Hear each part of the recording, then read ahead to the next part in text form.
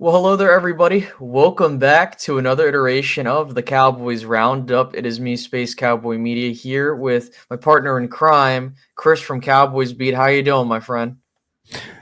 In the words of Vach Lombardi and Brian Broaddus, we're doing all right. We're doing all right, exactly. And so we come here live this Monday morning. We are now officially in March. The combine is over and things are picking up a lot of steam. We kind of suspected at the end of last week's episode that something was going to happen, or a series of things were going to happen, where we would talk a lot about that this week. And so we're going to be talking about who the Cowboys met with at the combine, the Osa Micah contract situations, the rumors about a possible Trevon Diggs trade, the rumors of the Cowboys being interested in Cooper Kupp, and then a couple other things along the way. And then, of course, we'll have a mock draft at the very end of this. So we're going to go, because we had a lot to go over, we're going to go ahead and dive straight into this. So, Chris, we had the combine this particular week, and there was a lot of prospects the Cowboys met with, and we were talking behind the scenes, and we were shocked at who they were meeting with, especially when you look at the names, okay? So just going from top to bottom, I'll read them off here for you. So they met with two quarterbacks. They met with Jackson Dart of Ole Miss and Seth Hannigan of Memphis. They met with a couple of receivers, names to include Isaiah Bond, Emeka Ibuka, Matthew Golden, Kobe Hudson from UCF, and Tedorah McMillan. Awesome stuff there. I think the biggest thing was the amount of defensive players they met with at the combine. On the defensive line, they met with Jordan Birch out of Oregon, Alfred Collins out of Texas, Kenneth Grant from Michigan, Cam Horsley from Boston College, Peyton Page from Clemson, Princely, Uman Melian, if I could say, from Ole Miss, and Michael Williams from Georgia. At linebacker, they met with Jeffrey Bassa from Oregon, Barrett Carter from Clemson, Shamar James out of Florida, Danny Strussman from Oklahoma, and Carson Schweitsinger from UCLA. And then also they met with a couple defensive backs with Zy Alexander from LSU, Trey Amos from Ole Miss, Jahdae Barron from Texas. I'll be right back. Yeah, no problem. Kobe Bryant from Kansas, and they also met with Will Johnson out of Michigan, Quincy Riley from Louisville, and Malachi Starks from Georgia, who is the only safety that I saw that had a legitimate meeting with the Cowboys. So the reason I bring up all these names is because I was talking with Chris behind the scenes, and I was very shocked with many of the defensive players that the Cowboys had looked at. Now, there were some Cowboys fans that were like, why didn't they meet with Ashton Genty or some other names? A lot of those names, you will see them pop up once we get to Dallas Day or the pro days and things like that. The Cowboys don't need to waste a formal meeting with someone that they probably are going to already meet with down the road. And so when we look at how things are going, the Dallas Cowboys, again, doing a lot of research on these defensive players, and I'm really intrigued to see where things go from here. So what do you think, Chris? What are your thoughts on the meetings and stuff like that? Was there any prospects that caught your eye? Like, oh, wow, the Cowboys met with that guy. Like, what's going on? Things like that. Yeah, it seems like they're very intentional here with what they're doing, targeting defensive linemen. I think that that's going to be a point of emphasis this offseason for the Cowboys. I believe that they're going to target defensive line. I think they're going to be aggressive in doing so. I think they're probably going to draft a lineman or two or three when it comes to maybe you go after an edge and two defensive tackles, but it's very obvious that the messaging is we're going to win on both sides of the line of scrimmage. I think that the messaging on the offensive side of the ball when it comes to the offensive line is, hey, we're going to develop the guys we have. We have talent on this offensive line. As a coaching staff, it's our responsibility to develop that talent. On the defensive side of the ball, it seems very much like we're going to fix this defensive line with talent acquisition. So I think that's the difference between the two. Offensive line, we have the talent. We're going to develop it. Defensive line, we're going to acquire more talent and develop that talent. I do think we'll talk about Osa. They're going to end up signing Osa Odighizuwa, and I do believe that defensive line is in play there at 12, whether it be edge or defensive tackle. So, that it tells me that the messaging is clear. We're going to improve both sides of the line of scrimmage. And when it comes to Matt Eberflus and what he's doing on the defensive side of the ball, I mean, look, it seems very much like he was behind Osa Odighizuwa and this potential contract extension for him. No, and that's some good stuff there. And I think the other thing I wanted to talk about, the last thing relating to the combine, well, really two things. The first thing was that Jerry didn't talk with anybody at the combine. I think Steven maybe a little bit, but just quiet. It's all quiet on that front. The other thing is but Brian Schottenheimer met with the media for the first time out there, on his own with the combine and stuff like that. And you like what you're hearing. Like, you're hearing a lot of, this is what we want to do. This is what we're going to do. Matt Eberflus wants to do this. We got a coaching staff that wants to do that. So he's saying the right things. And again, I'm going to make this very clear to everybody that's watching, because I say this every time, and I don't think a lot of people, take it seriously. But I know people hold the same opinion as me when I say this. The Cowboys front office will be the primary focal point moving forward. I understand that there's still people that are kind of like annoyed with how the coaching search has gone, even though we're way past that. But at the end of the day, if you're not going to go out there and get this dude some ingredients to work with, this isn't going anywhere. And so that's where I think going to this whole selectively aggressive tagline that they've been using, you got to show it. You can talk the talk all you want, but you got to walk the walk. So what do you think about that, Chris, and the stuff that's been going on also at the combine? Well, I mean, like, my question would be this. Like, wouldn't you want this team to be selectively aggressive? Like, I'm not really interested in going and signing good players to great money, even though I think they're about to do that with Osa Odighizuwa. But in free agency, that's a lot of what you are doing. So when it comes to being selectively aggressive, I want them to go after tier 2 free agents. I mean, you don't need to go after the top guys. If you do that, great. If not, and you decide, hey, we're just going to go get a bunch of starting caliber players, I'm fine with that, because that's what this team needs. They need starters at right guard. They need a number 2 receiver. That's something that I believe they're going to look to target here. They probably need another cornerback, another safety, a defensive tackle or two.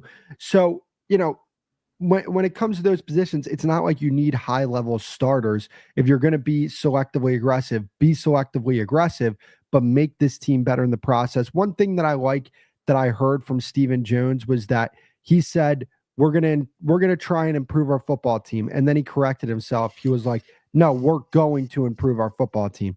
So that's the type of language that I want to hear coming out of this football team. I don't want to hear, well, the narrative is this. No, I want you to go out there and be pissed the hell off that you're the only team in the NFC since the 1990, in the 2000s eras that hasn't made the NFC Championship game. We're the last team in the conference to not make the title game. I want you to be pissed off about that. And, there was a little bit of that fire when I heard that. So we'll see what happens this offseason. They're not just going to go out there and not sign any free agents like they did last year. I don't see that being the case. There's no way. Right, exactly. And there's no way. And that's the thing is, like, and I've said it, and I'm not, like, just so I can be very clear and put myself on the record here. And, Chris, we're in alignment on this. I agree. You don't need to be super aggressive. You don't need to do all this stuff. What you need to do is you just need to get, like, you got the talent on the team, but it's one thing when you have a talented roster. It's another thing when you don't have a well-constructed roster. And the Cowboys don't have a well-constructed roster. They're top-heavy, and you saw that this year. Or last year now, Jesus.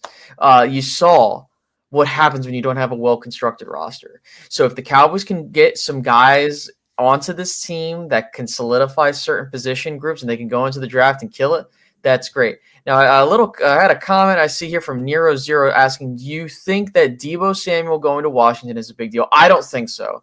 I think a lot of people forget why Deebo Samuel is getting traded, and it's because he's hurt.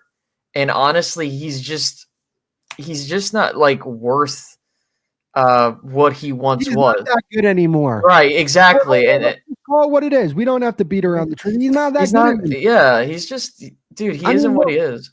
Look, when I saw that news, I was like, good for Washington.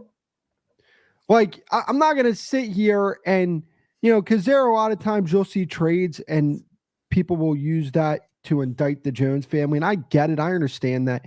I'm not doing it with that trade. I wanted nothing to do with Deebo Samuel. I'm very happy that we did not, plan to attack that specific deal. Look, the reason why the 49ers only got a 5th round pick back was because they're taking on the Commanders are taking on that big contract. It's a win-win for both teams. They both got out of it what they wanted to, because you have to look at it from San Francisco's perspective. Okay, yeah, we lost Deebo Samuel, but with that salary cap that we just acquired, maybe we can go out and get 2 players or 3 players that are actually going to help our football team. That's the way to look at this. No, exactly, and that's where it is, dude. It's not a noodle. It's not a needle mover for me. I am okay with that. And again, I'm not a fan of the fact that the Cowboys gave up a 4th round pick for Jonathan Mingo. I understand that, and I'm gonna touch up on that in a later subject when we talk about the Cooper Kupp conversations and stuff like that. But I wanted to move on to like what's coming up next, and that's contract extensions and the franchise tag deadline. So for those that don't know, it's tomorrow. So Tuesday by 4 p.m. Eastern Standard Time, the Dallas Cowboys, along with all other NFL clubs, need to designate a player under the franchise tag if they wish to do so. Now, we talked about it in the last show that they were talking about getting Osa signed, but we went through the whole week and nothing was done so. Now, there have been rumors circulating that he's going to sign a big contract with the Cowboys and he's going to come back here. And, some people are indifferent with that. But for me, and we talked about it, Chris, and I'm not going to hold back on that. One of the things is that if they do tag Osa, which it's not official that they will, but I do think that they're not going to get a deal done today. If they do tag him, I think it's going to be like how when Dak Prescott got tagged and he got his 4-year extension, which they'll tag him and then they'll give him the contract extension. But this is why, and we said it in the previous show, why it irks the hell out of me with how they build this team. You had all this time, not just the last week. I want to be very clear on this. Since the season ended, you had every opportunity to go and do stuff. Even when you got Brian Schottenheimer, if you wanted to wait until February to start doing shit, understandable, whatever, right? But you have plenty of time to do this. And now the time's coming up, and you're going to, if you tag him, now all your cap space is gone. And then we don't know how long that contract is going to take to get built. So one of the things is that, is Osa a good player? Yeah, he is a good player, and I'm not going to fret. Like, I have said that I want Osa Odighizuwa back if the price is right. And the thing is like, there are people that talk about, well, Osa doesn't do this well and this. You got to realize that Osa pretty much was making up for other players at his position during the season. Right. And on top of that, when you don't have Micah out there, or you don't have any other pass rushers outside of Osa and Micah, right, it ain't going to look pretty. Right. But that's where when you saw, and we talked about this too, when you saw Mozzie getting better, Osa was playing well and things of that accord. But even if for the fans out there, they're like, hey, we can move on and we can get rid of Osa. Right. That's fine. But the Cowboys are probably sitting there going like, we don't think there's a talent good enough to replace what he brings to the table. I mean, what do you think, Chris, about this whole thing? Well, here's my thing, right? Like, I would love if the Cowboys just said, oh, so we're good, and you went out and got Milton Williams, but there's no guarantee that Milton Williams is going to come play for your football team, right? He's not under any obligation to do so. So, all right, cool. With Matt Eberflus's scheme, he puts a lot of pressure on that front four to get pressure. So when that's the case, it's probably best for your football team if you decide to keep one of the best pass rushing defensive tackles in football. I believe he was 4th in the league in pressures this year from defensive tackles. So if you're going to re-sign Osa, I'm cool with that. But guess what? You got to do more than just re-sign Osa to improve this defensive tackle room, because you're not actually improving this defensive line by just re-signing Osa. It's a step in the right direction, but you're pretty much status quo to where you were last season. As a matter of fact, you're probably worse if you don't do anything, because you're going to lose a Chauncey Golston, who is a valuable piece of your defensive line last season. You're going to lose a DeMarcus Lawrence. So signing Osa is great. Now let's You got to compliment do more. and let's do more to make this defensive line better, because that to me is going to be big in telling if this team is actually serious about winning football games over the next few years. Here is the investment they make at defensive tackle. And yeah. So by the way, before we move on, so there is a new podcast on my channel. It's dropping at 11 a.m. Don't go over there now. Wait till after the show.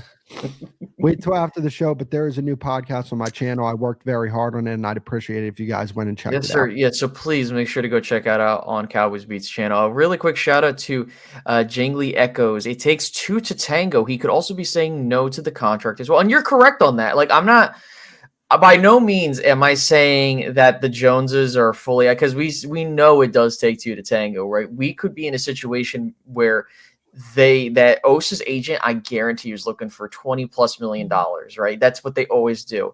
And then on top of that, the Joneses could be like, well, that's a bit too rich for our blood. Could we maybe meet in the middle? We've seen this happen before, but also we've seen where the Joneses have short change, let's call it, or just be like, we don't want to give you that much money, and they go elsewhere. We've seen this happen several times. So to that point, we don't know until we see the details. But from what I understand, they're willing to give him like record-setting money for the defensive tackle position. But then again, who knows? Like, usually when the Cowboys re-sign their own, they're pretty good deals. So with that, I did want to mention one other thing regarding the contract front before we get into the trade rumors and stuff like that. And that is that apparently the Cowboys are starting negotiations with Micah Parsons now, which should have done this a year ago, but I digress.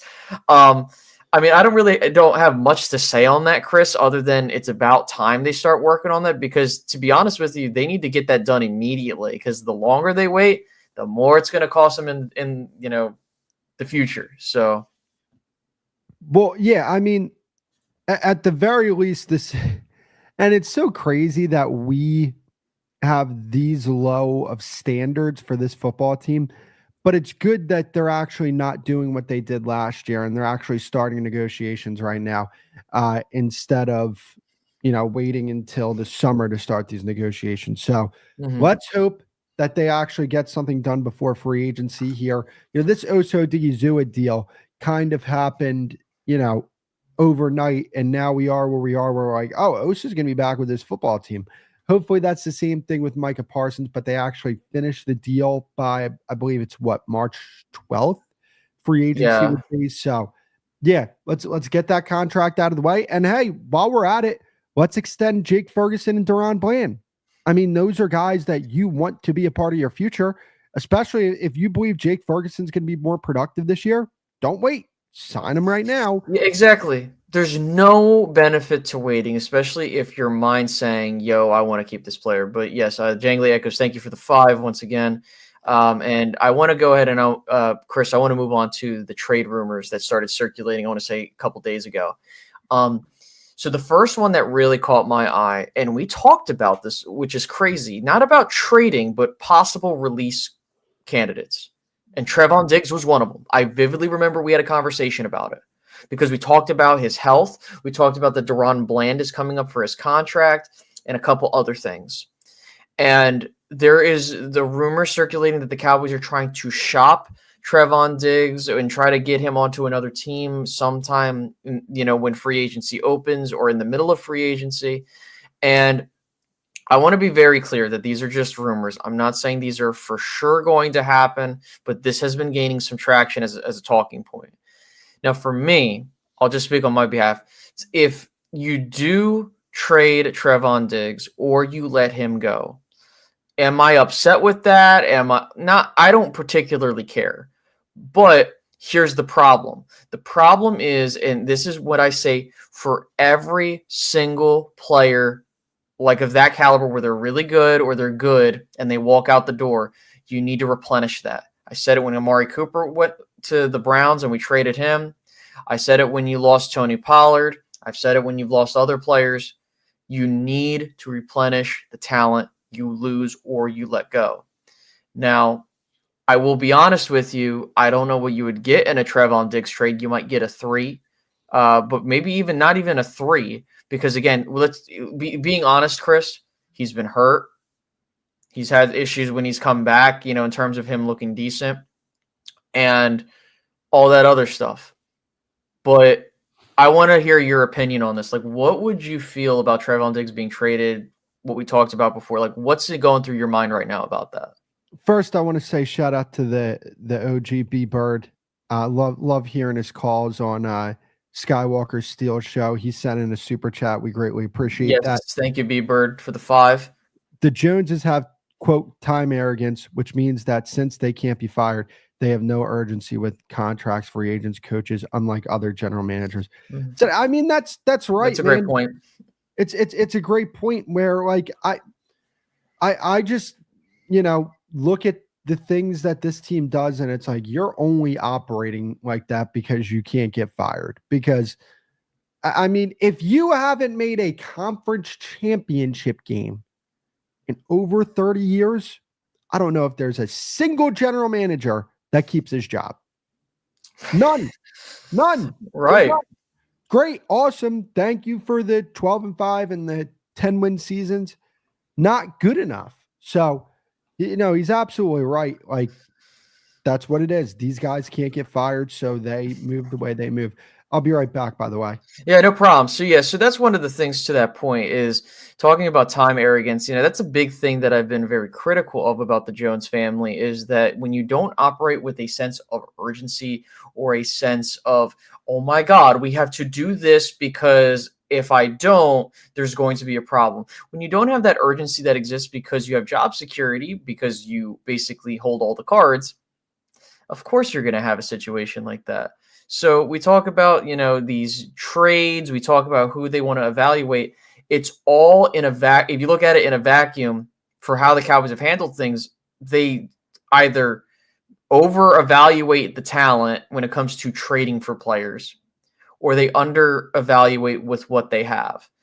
And I think that that's what worries me whenever they talk about, we're going to trade for this play. Like, for example, when you give up a 4th-round pick for a guy like Jonathan Mingo, that tells me that you haven't really gauged the market for him. Because to be honest with you, when you look at who else is going for 4th and 5th round or even later picks, which I've said this before, for day 3 picks, I don't care what you do.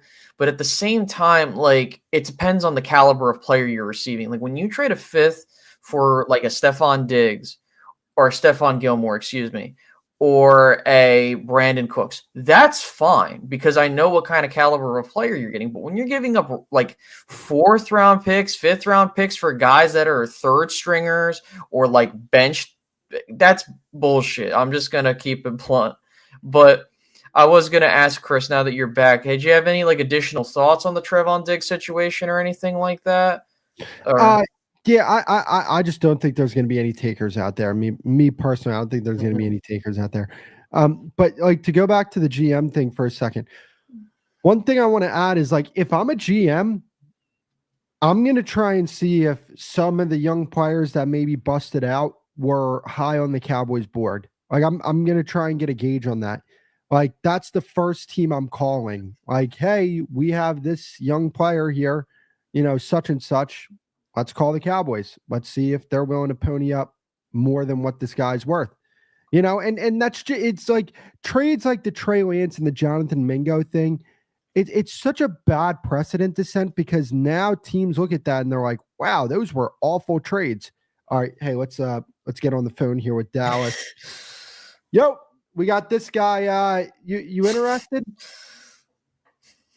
That's what I would do. But yeah, no, I just don't think there's going to be any takers for Trevon Diggs. I don't even think they save that much money if they release him.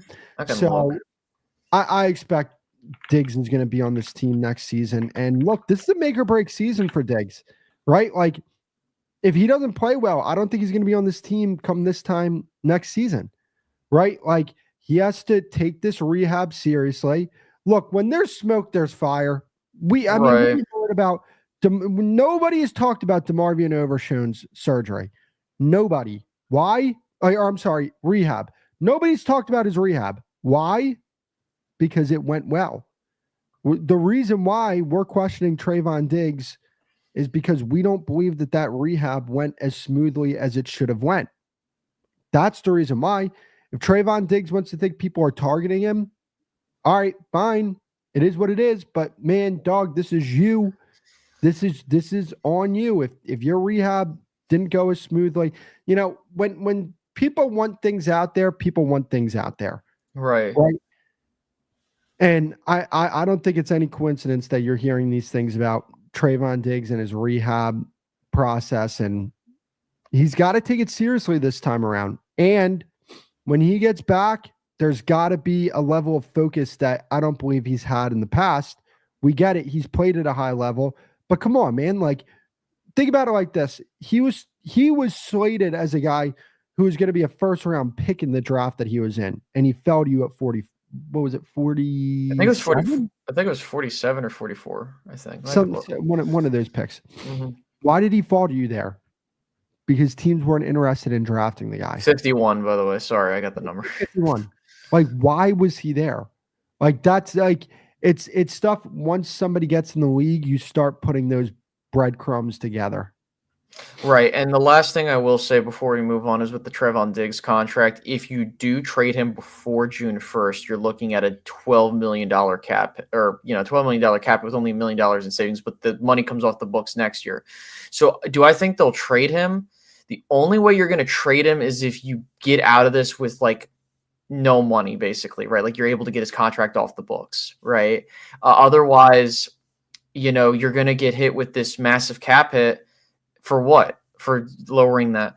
Shout out to B-Bird again for another $5 holla. Thank you so much for that. Shout out to Big Game James for the coined term. They should have signed Gilmore last year to allow Diggs to rehab properly. He came back too soon because we needed him. Diggs played great for us. No, and I completely agree. I think that's really what kind of screwed us up, was that when you think about it, you're coming off an ACL tear. You're forcing this guy to come back for a lost season, basically.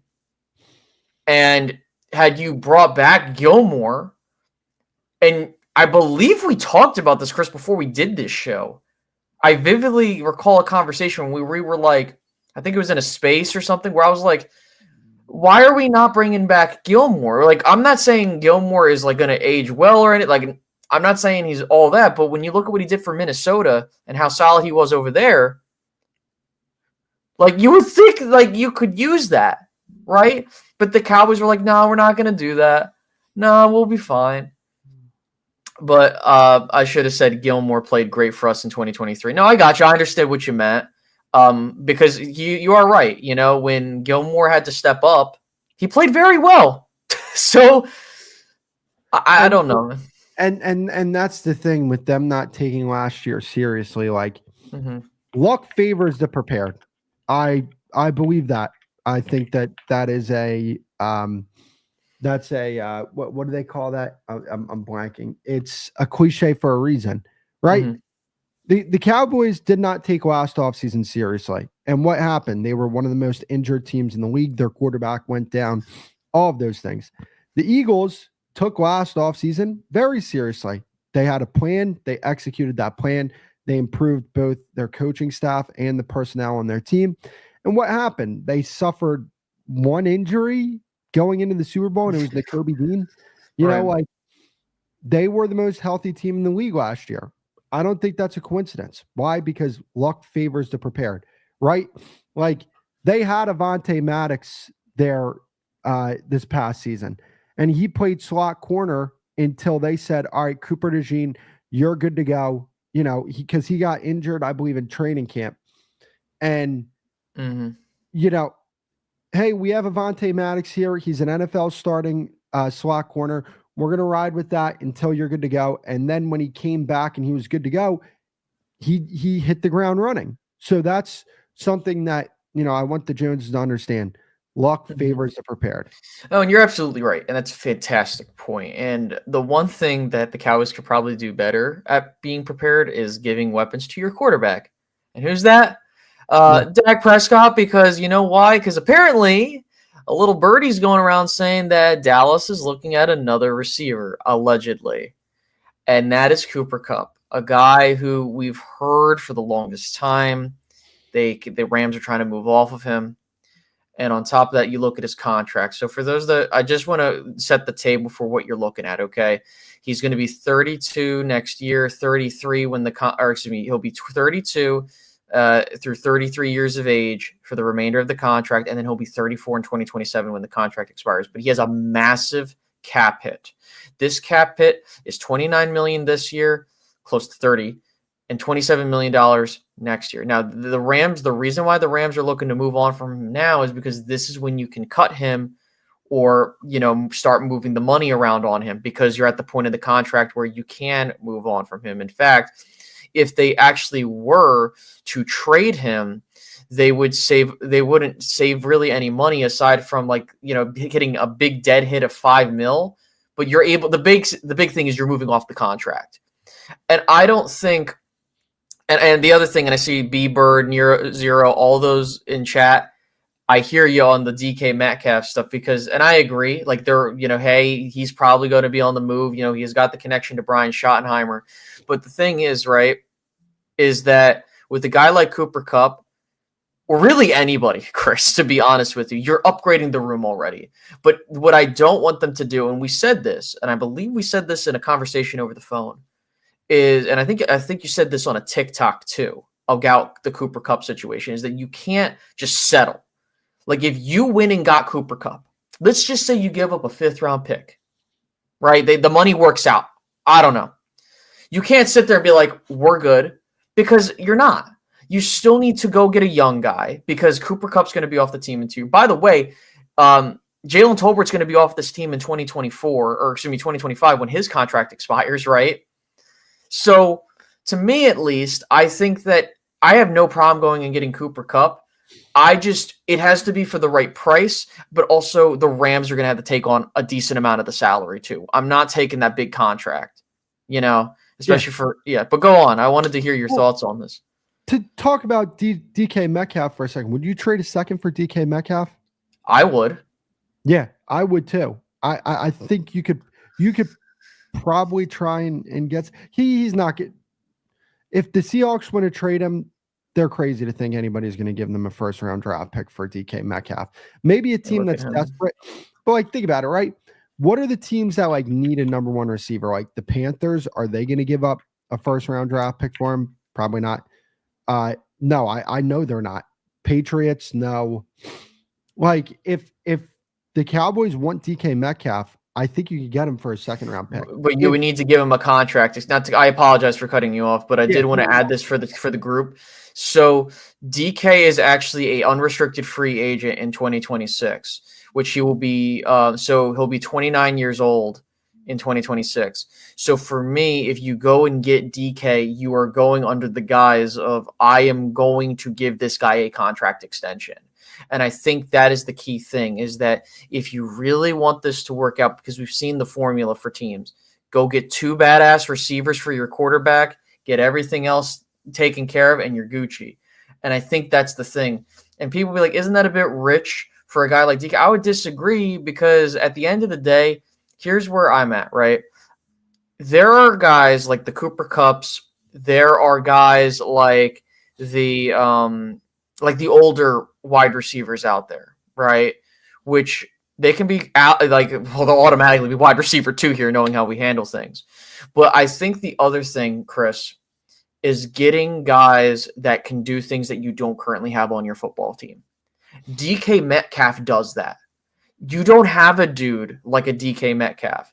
Now, do I think he's better than CeeDee Lamb? To Richard Wilson's point, I'm not saying he's saying this, but I agree with him. I don't think he's better than CeeDee Lamb. However, I think when you put him in a situation where you have him alongside of CeeDee Lamb, that's a deadly combo. You get a big body target for Dak Prescott to throw to, and he has a different skill set that works for your team and makes you versatile.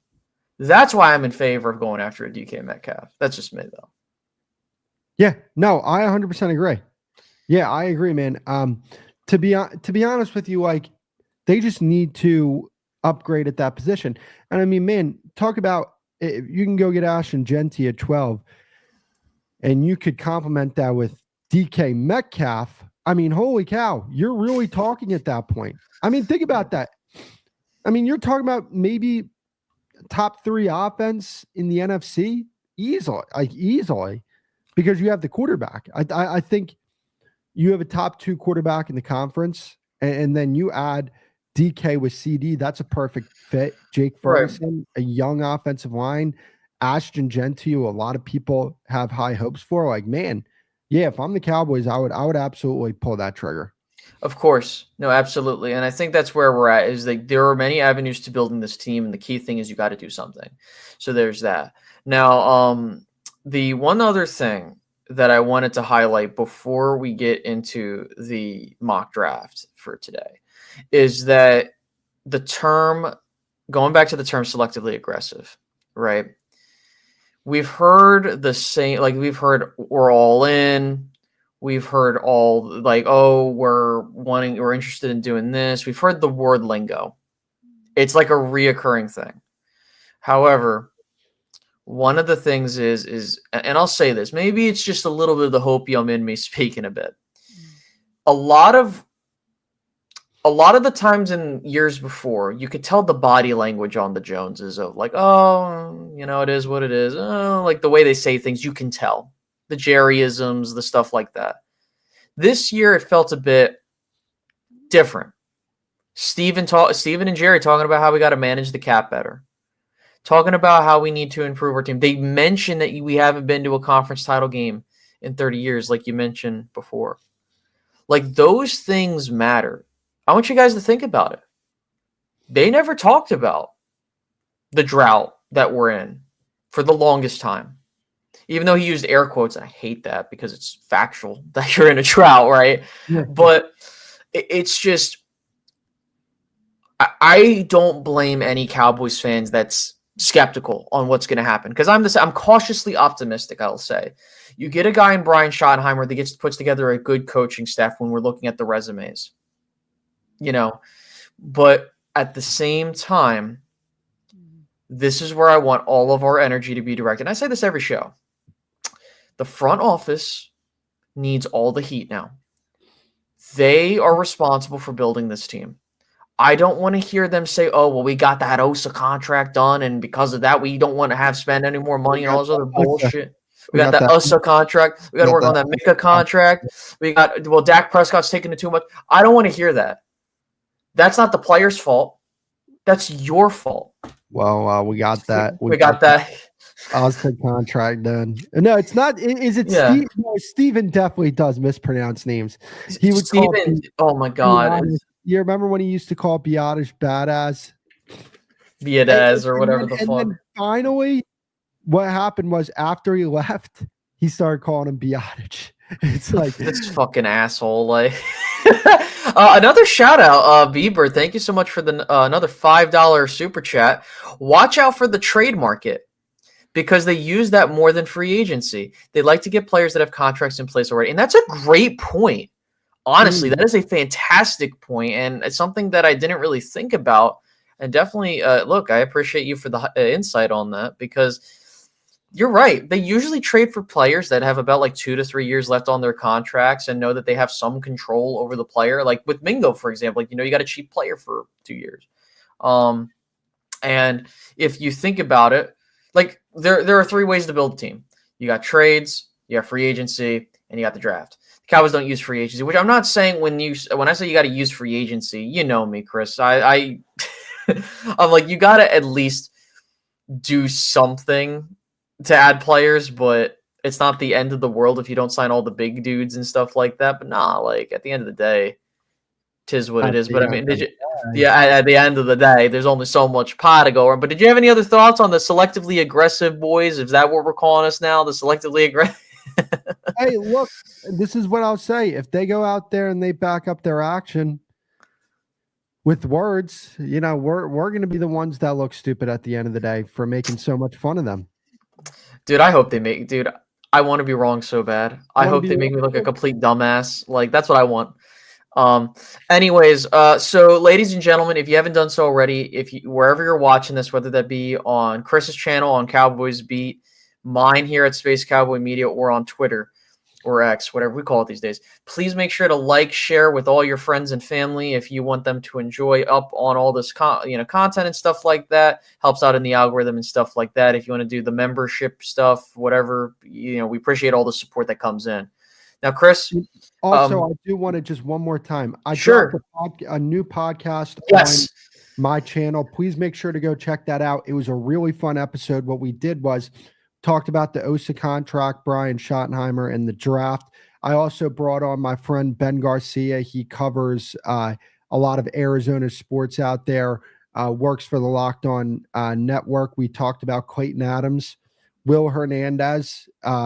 We talked about Tedarella McMillan, and we talked about another thing that was related to Arizona. And whether or not the Cardinals are interested in potentially trading up. And then I also broke down how motion is going to be installed in this offense and just the basics of motion and understanding on multiple levels what motion does for your offense. So it was a really fun episode. Please make sure to go check that out on Cowboys Beat on YouTube. Yes. And I'll be sure to share the link to that video once we're done the show here today. So if y'all want to get more Cowboys content, you can head over to Chris's channel and watch that. It's about an hour episode. So good stuff on his end. So Chris, last time I believe we did a couple trades, but now that we know who the Cowboys have met with, right? I think we should have fun with this. So I'm not saying we go with every player that's been at the combine, but I think we need to take into consideration who now at this point, who the Cowboys might want to take, right? So we'll go ahead and get this thing started, ladies and gentlemen, and let's go. Okay, so we'll go. We'll slow it down a bit. Yeah, let's slow this down a bit. Okay, so Hunter at 1, Carter at 2, Ward at 3, McMillan at 4, Burden at 5, Will Campbell at 6, Mason Graham at 7, Jahdae Barron at 8, Malachi Starks at 9, Ashton Genty at 10, Jihad Campbell at 11. Okay, so this is fun. So now we're getting, so this is where we want to see. So just as a heads up, I'm pulling up the list of prospects that we've met with. So let me take a look. So we do have at the defensive line side of things, there's no one here. Well, let me take a look. We got Emeka Ibuka, they got Kenneth Grant. They do have I think, where was it? I think I saw Michael Williams on there as well. Yeah. Yep. Okay. Could we try to see, do we have any trade options available? We have a lot of trade options. There's the Chargers, the Bills. Let me see the other team. I can't see the other team because I have the notification over it. The Jets and the 49ers, but those are second round picks. So I'm interested in sticking here and picking because, meeting with defensive linemen right now, when you look at this board, people are going to say Tyler Warren. They haven't met with Tyler Warren. It's not realistic. So, and I want to be very. Go ahead. Sorry, my bad. I think the pick here is Kenneth Grant. To be honest with you, did they meet with Pierce and Green? They didn't. They did not meet with either of them. So I've had some conversations behind the scenes, and a name you want to keep an eye out on is Michael Williams. I think that's a name. I'm not sure if he's on the board. Yeah, that's a name you want to keep an eye out on as we go through the process, because I've heard that the Cowboys are very interested in him as a possible DeMarcus Lawrence replacement down the road. So, again, we're just going to kind of do this from the perspective of the Dallas Cowboys. Again, not saying that I would do this or we would do this. Part of, because people would get on shit on me for like doing this. So here's what I'm thinking, right? And we'll make the call here, Chris. Do you think the Cowboys would be more interested in another interior defensive lineman knowing they still have Mozzie coming up, or would you think that they would go after an edge rusher knowing that D-Law might be gone? Honestly, I'm just asking. I think they'd go after a guy on the interior because I think one thing that Brian Schottenheimer's talked about is talent development. And I know that kind of sounds counterintuitive because it's like, oh, well, what about Mozzie? I get that. But I also think that, they do have Marshawn Nealon. They do have Sam Williams there. Those are two young players. And I think that, they look at this as an opportunity to get a real difference maker. That's why I think Kenneth Grant is going to be the pick here, in my personal opinion. Okay. So again, ladies and gentlemen, would I take Kenneth Grant here? Most likely not. I would probably go in a different direction. But again, we're putting our Cowboys hat on for this one, as we're going to most likely do as we go through this process, now that we know who they're meeting with, and also as we go through free agency. So we're going to go with Kenneth Grant here. We get another interior defensive. I'm going to be honest with you. With this board, I'd absolutely take Kenneth Grant. Yeah. I would probably, so I would probably feel the same way, or Nolan. But again, that might be just a bit too rich for me. So we got Warren, Pierce, Green, Michael Williams, Walter Nolan, Josh Simmons, Will Johnson, Emeka Egbuka, Shedeur Sanders. Damn, he went all the way down. God damn. Derek Harmon, Donovan Ezerique, Jalen Walker, Shamar Stewart, Gray Zabel, Matthew Golden, Amari Hampton, Josh Connerly, Darius Alexander, Alec Ayomanor, Nick Squirton, Demetrius Knight, Trey Amos, Jack Beach, TJ Sanders, Landon Jackson, Colston Loveland, Maxwell Harrison, Tyreek Williams, and Xavier Watts. Damn. Yeah, and by the way, I would love for everyone in the chat, if you would go a different direction, or you're watching this on the clip that I'll upload onto the channel later, by all means, tell me what you guys would do. I'm always all ears for conversations about that, because I love seeing how you guys are thinking. Now, I love this board. You have Nick Eamon Warrior, Siobhan Ravel, Princely, Umam, and this is probably the best second round we've seen so far doing this. Oh, yeah. Alfred Collins, Braden Swinson, Jaden Higgins. There's a name here that I don't believe should be in the second round, but yeah, I agree. Wessinger, JT Tuamau, Quinshawn Judkins. I mean, man, you're going to get into a situation where there's going to be a guy available there in the third round as well. So me personally, I think, one point of emphasis that they've been having is we want to improve in our trenches. Now, the reason why Tyler Booker, to me, I would pick him, but I do think, especially talking to my friend from Arizona, that Will Hernandez will most likely be a Dallas Cowboy. So to me, with this pick, I'd be looking at either Siobhan Ravel or Princely Umam and Yellen. No, I got you. Yeah, I'm feeling the same way. So part of me also, well, here's the benefit of taking a guy like Tyler Booker. Tyler Booker is going to be 21 years of age, so he'll be he's not going to be like 24 or anything like that. Now, the other thing too is I'm also looking at it long term. Like, to me, Xavier Watts is a guy I really like. And if he was there at 44, I would literally look at picking him, because I'm very interested in adding a safety into the room. But let me see here. So if it were me, Chris, I'm just going to be honest with you, I would probably go down the Tyler Booker lane, because if you think about it just for a moment, to kind of so if they bring in Will Hernandez, let's say it's a 1 to 2 year deal, or more specifically, it is a 2-year deal with like a 1 year out situation, right? You can give Tyler Booker time to develop, but also you get depth. That is a guy that he's young, right? And I think that, to me, it would remind me a lot of the Connor Williams situation, where when Connor Williams got hurt, it took him probably until year 3 or 4 to become good at the position. But year 2, you kind of saw semblances of it. But again, you're not going to have all pros across the entire line, but you get a guy in Tyler Booker, you get a young guard that's going to be on your team for the next 4 years. That's what I personally think we should do. See, I'm going to push back a little bit, because sure. I mean, if Will Hernandez is the pick there, I think if he's signed to this team, okay, there's just bigger needs than offensive line here. To me, I'm looking at Jaden Higgins, I'm looking at Braden Swinson, I'm looking at Princely Umam and Yellen, and Siobhan Ravel before I get to Tyler Booker, because because to me, like I think corner at that point is a way bigger need than guard. Now the problem that you run into here with corner is that Siobhan Ravel is coming off a bad injury, and Princely Umam and Yellen, that's a really good pass rusher there. Since we drafted Kenneth Grant, there's no need for Collins. Braden Swinson as well. So I would go Jaden Higgins, me personally. Okay, gotcha. Yes, so we get a receiver. Yeah, let's go with Jaden Higgins here. Let's get a receiver, because assuming they're not gonna, do that, so that's great. So let's see. Okay, Tyler Booker goes. So, and we know that a lot of these players were probably going to go around this point in time, but again, just seeing where we're at, I think that's where we're going to see like a lot of the times.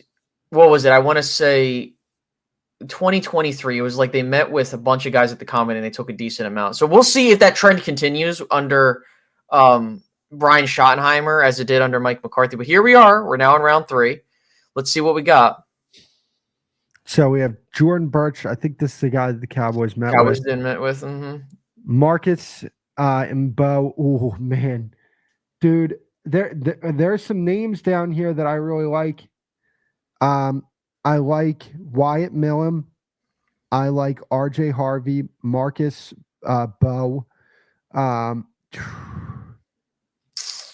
The thing too is that need a running back really bad. But I think you can get someone later. Like, I don't know how the running back room looks right now. If we could take a look real quick. So if you wait till later, you still got I like Damian Martinez. Yeah, but I think you're more so looking at in this range because I don't think he's going to be there. I think you're probably looking at Brashard Smith and on. And to be honest with you, when you talk about the running back position, like I think RJ Harvey, to me, like I have him as a guy at the end of the second round.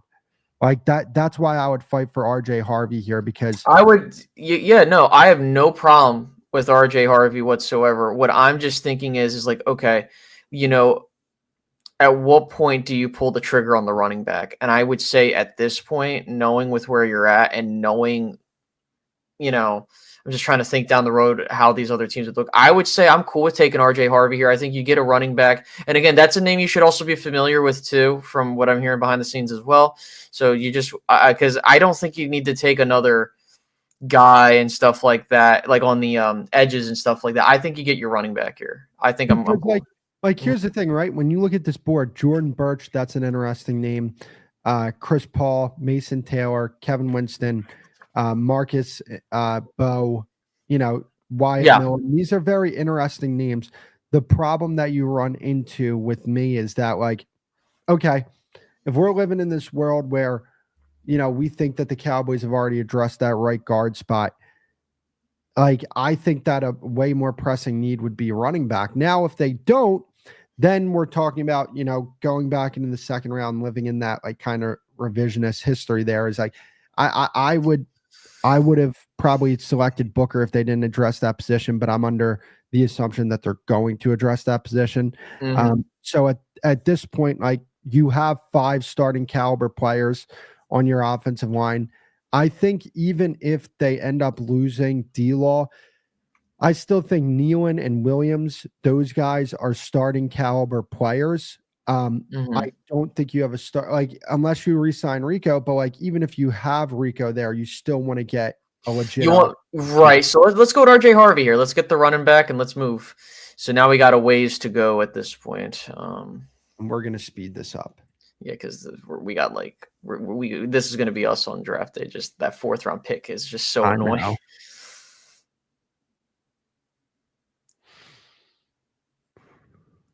Okay, so we're coming up. So we got a bunch of picks coming up. Lord. All right. I just want to go to running back real quick. Like, these are the names that are on the board. I mean, a guy like Jordan James, but like, no, I understand. So a name you guys want to be familiar with. Again, I'm going to be saying this a lot because this is the first time we're actually talking about the prospects, and I'm starting to hear from people. Jackson Dart. That's a name that I think you need to be familiar with. We took him in the last mock draft. I believe the Cowboys are looking to take a developmental quarterback this year. And I think if it were me, I would pull the trigger on Jackson Dart here. You get a dude that, listen, I want to be crystal clear on this. Was I a big fan of him at Ole Miss? Not particularly. But there are things that I think the Cowboys like in him that would make him an option. Now, Yeah, for me, it's around the if it were me, I would probably go down the route of maybe a Kyle McCord. But I do think they are taking a quarterback this year. Yeah, I think Kyle McCord's a better player, but I hear you. Like, if we're living in this world, like, what do we think the Cowboys are going to do? Jackson Dart at pick 150. I think that's kind of a steal there. So Mm-hmm.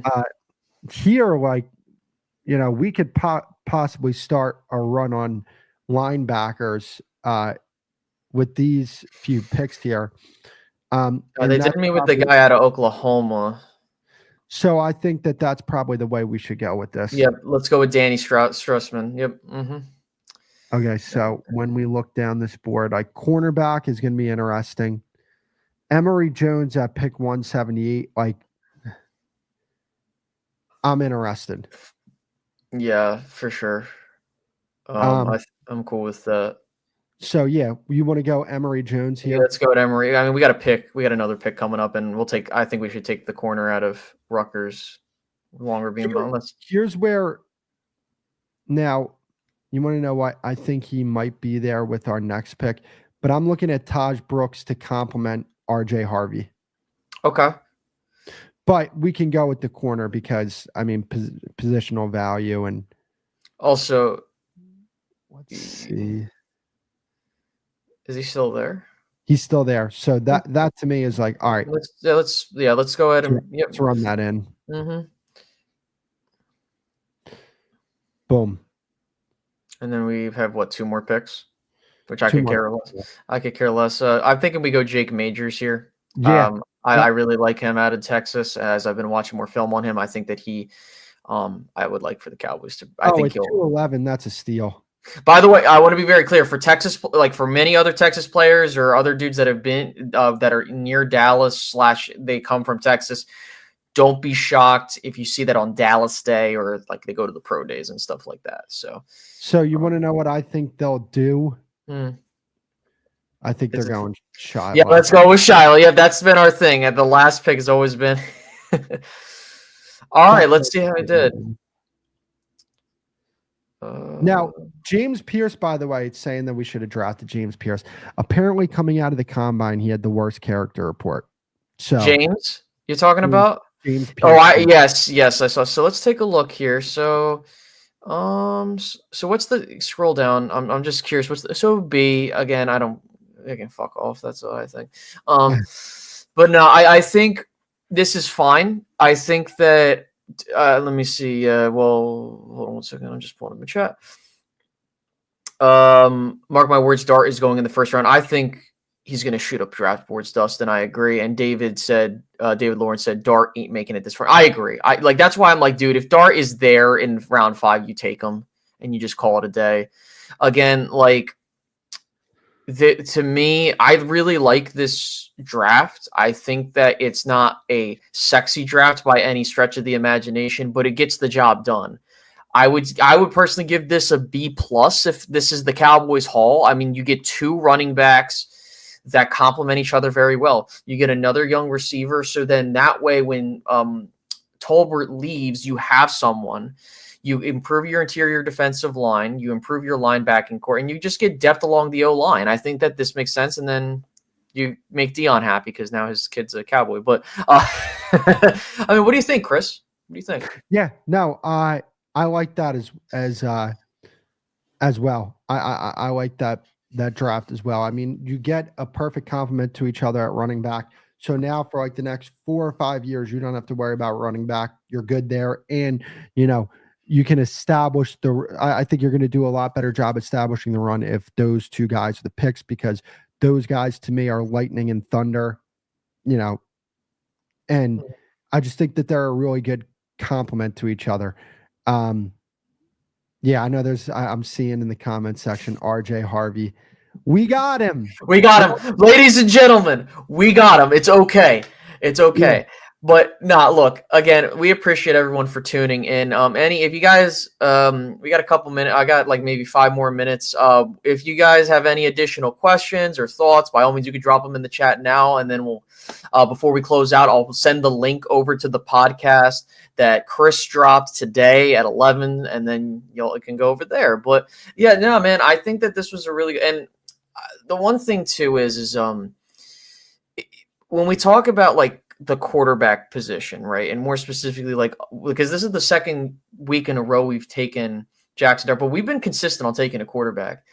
I've had conversations with people that are like, we shouldn't take a quarterback. Well, I'm like, well, you don't know what can happen. And I don't think it's more so it's to replace Dak. It's that, number one, you don't know what can happen. The NFL stands for not for long. You do not know what can happen to a player. But also, I think it's more so for Cooper Rush. I think they'll bring back Cooper Rush. And then, or if someone just decides to pay him top, I don't give a shit, right? Yeah. But you need someone. Actually, you know what? No. F you, because now we have a worse draft pick because of fuck you, Cooper. Yeah, you screwed us up. Nah, look, we appreciate Cooper Rush, but on the real. But like, to that point though, I did want to speak on this. The Cowboys got Trey Lance with the predisposition that he was going to that the idea, hey, we're going to have a dude that maybe might be a QB2, or maybe like if he develops well, we'll see what we can do. But that didn't happen, right? But like, you got to take shots at least. But that's the thing, is like, I don't want them to settle with what they have. Don't be afraid to pull that trigger. Let's see. Dustin said, you guys should do a mock draft with projections for the free agents we could sign. That's a good point. I think that we can do that next week for sure. Like, we'll talk about like who the Cowboys, like we've talked about Will Hernandez. I mean, we just did it this draft when we talked about like we didn't take Tyler Booker because we had the idea that they'll get Will Hernandez to start at right guard. Yeah, no, I think that that's a great point. I usually do that. For me, I'll just speak for myself there. This is around the time that I start putting the Cowboy hat on, and I get people mad because they don't like the names I'm taking. So, like, has there ever been like like an upcoming free agent that you have just said like, yeah, he's probably going to be a Cowboy more than Will Hernandez? Like in years past? Yeah, because I think that's like Brandon Cooks was a dude that I knew they were going to trade for a year before it happened. But on a free agent, just as one, I know that was a trade, but still for free agent, what's his name? Shit. Joseph? Maybe? No, it was I don't want to say Zeke because that was easy, but I'm trying to think. 2020. I had to think it was 2021. Who was? Oh, you know what? I remember. It was James Washington. He was the last guy I knew who was going to be a Cowboy. Like I knew it was soon. Hold on. What? With James Washington.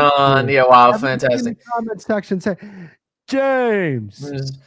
What? Dude, I love Law.